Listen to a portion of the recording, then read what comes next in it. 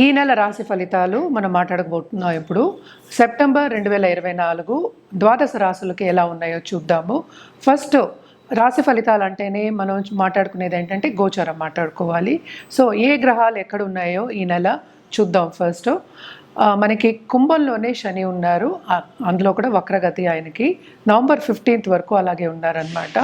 మనకి మీనంలో ఏమో రాహు ఉన్నారు, అలాగే కన్యలో ఏమో మనకి కేతు ఉన్నారు, అలాగే జూపిటర్ మోస్ట్ ఇంపార్టెంట్ గ్రహం, అంటే అన్నిటికీ బ్లెస్సింగ్స్ కావాలి కదా, గురు బ్లెస్సింగ్స్ కావాలి కనుక గురుడు మనకి మోస్ట్ ఇంపార్టెంట్ గ్రహం అవుతారు. ఆయనేమో మనకి వృషభంలో ఉన్నారు. అలాగే మనం చూసాము అంటే కుజుడు ఈ నెల అంతాను మనకి మిథునంలో ఉన్నారనమాట. అలాగే ఏంటంటే బుధుడు ఏంటి మనకి సింహానికి వస్తున్నారు, ఈ ఫస్ట్ వీక్ ఆఫ్ సెప్టెంబర్కి వస్తున్నారనమాట. అలాగే సూర్యగ్రహం మనకి 16వ తారీఖుకి కన్యకు వస్తున్నారు. అలాగే శుక్రగ్రహం కూడా మనకి second half of this month by September 18th కన్యకు వస్తున్నారు.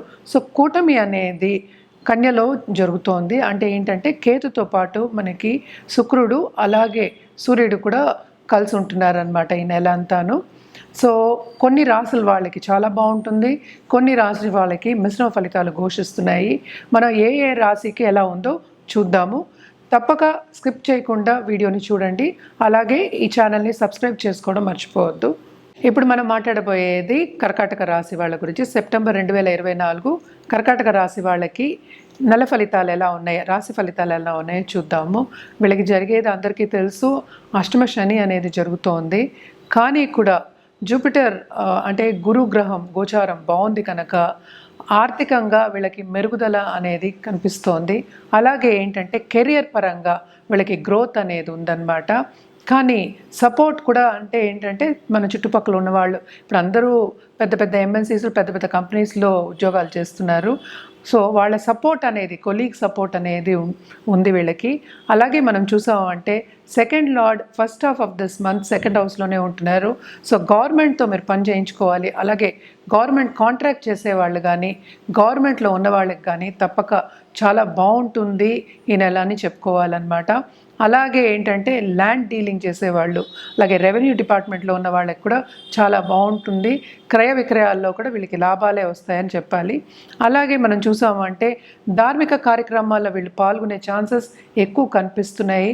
స్పిరిచువల్ గ్రోత్ అనేది కూడా వీళ్ళకి ఎక్కువే ఉంది. అలాగే కొత్తగా బిజినెస్ స్టార్ట్ చేయాలి, ఎస్పెషలీ మహిళలు ఇంట్లోంచి స్టార్ట్ చేయాలి, ఆర్థికంగా ఎదగాలి అంటే ఇది మంచి తరుణం, తప్పక స్టార్ట్ చేయొచ్చు. ఆ దశలో వెళ్ళే ఛాన్సెస్ కానీ సూచనలు కానీ కనిపిస్తున్నాయి అన్నమాట.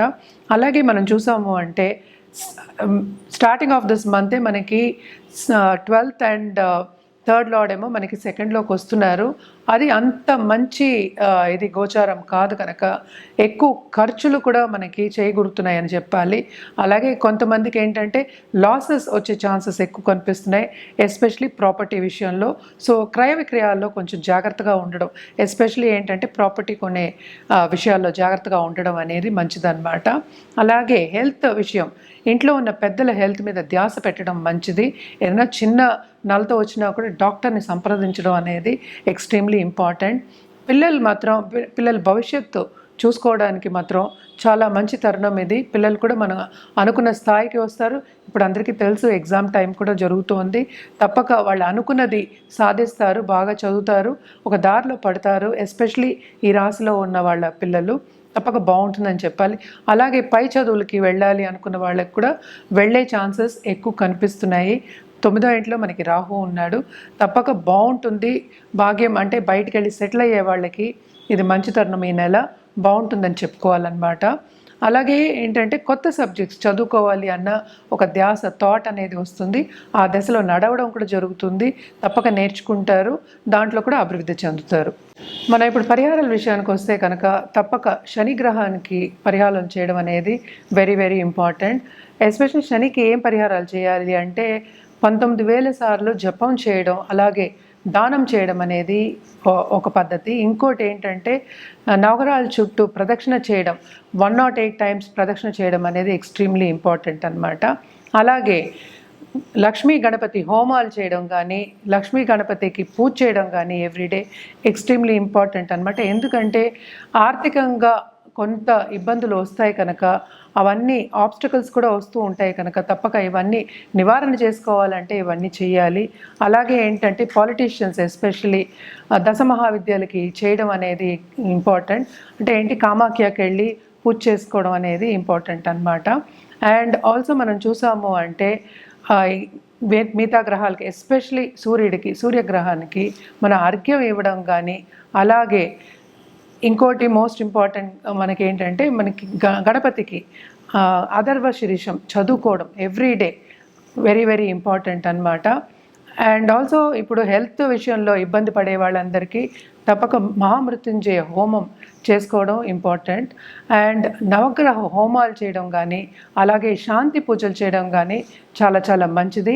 ఇప్పుడు బిజినెస్లో ఎదగాలి, అలాగే పొలిటికల్గా ఎదగాలి అంటే ఒక పదవి రావాలి, స్టేటస్ రావాలి అన్న వాళ్ళకి తప్పక ఏంటంటే శనిగ్రహం అనుగ్రహం ఉండాలి, శని కాళ్ళని పట్టుకోవాలన్నమాట. సో తప్పక శనికి నవగ్రహ హోమాలు చేయడం కానీ, అలాగే శనిదానం ఇవ్వడం కానీ చాలా చాలా మంచిది. ఎప్పటికీ నేను చెప్పేది ఏంటంటే వృద్ధాశ్రమంకి వెళ్ళి అన్నదానం చేయడం అనేది వెరీ ఇంపార్టెంట్ అని చెప్తూ ఉంటాను. అది మాత్రం రెగ్యులర్గా చేయాలన్నమాట. శనికి ఏంటంటే ఆయన ఆయుకారకుడు, అలాగే ఏంటంటే కర్మకారకుడు కనుక తప్పక ఈ పరిహారాలన్నీ చేయడం అనేది మంచిది. అందరూ చేయొచ్చు ఈ పరిహారాలు, అది రెగ్యులర్గా చేయాలి, ఒకసారి చేసేసి వదిలేయడానికి కాదనమాట. సో రెగ్యులర్గా చేసినప్పుడు మనకి పాజిటివ్ రిజల్ట్స్ అనేవి ఎక్కువ వస్తూ ఉంటాయి. అలాగే ఏంటంటే పొలిటికల్గా ఎదగాలి అన్నవాళ్ళు, నేను ఇందాక దశ మహావిద్యాల గురించి చెప్తూ ఉన్నాను, బగళాముఖి హోమం అనేది చేయొచ్చు. అలాగే ఏంటంటే చాలామంది మనం పొలిటీషియన్స్ మనం చూస్తూ ఉంటాం కూడా, రాజశ్యామల యాగం అనేది చేస్తూ ఉంటారు. యజ్ఞయాగాలు చేయడం అనేది చాలా మంచిది.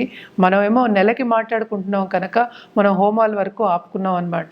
లేకపోతే యజ్ఞయాగాలు అనేది తప్పక చేయాలి. చేస్తే ఏంటంటే మనకి ప్లస్కి ప్లస్ చేకూరుతుంది కనుక తప్పక డబుల్ ప్రమోషన్ అనేది తప్పక ఉంటుంది. అలాగే పాజిటివ్ రిజల్ట్స్ అనేవి ఎక్కువ చేకూరుతాయి. అలాగే ధనం వచ్చే, సంపద వచ్చే ఛాన్సెస్ ఎక్కువ కనిపిస్తున్నాయి అన్నమాట. తప్పక బగళాముఖి అనేది పొలిటికల్గా వాళ్ళు ఎదగాలి అన్న వాళ్ళు చేయడం అనేది చాలా మంచిది. ఎస్పెషలీ కామాఖ్యకి వెళ్ళి చేసుకోవచ్చు. అలాగే ఏంటంటే మనకి చెప్పారంటే కూడా మన దగ్గర పురోహితులు కూడా ఉన్నారు. సో ఈ యాగాలు కానీ లేకపోతే పూజలు కానీ ఏదైనా ఒక సొల్యూషన్ కానీ ఒక రెమెడీ చేయాలి అన్నా కానీ జాతక రీత్యా జాతకం చూసిన తర్వాత చెప్పడం జరుగుతుంది. అలాగే ఏంటంటే చేయించడం కూడా జరుగుతుందన్నమాట. తప్పక సంప్రదించండి.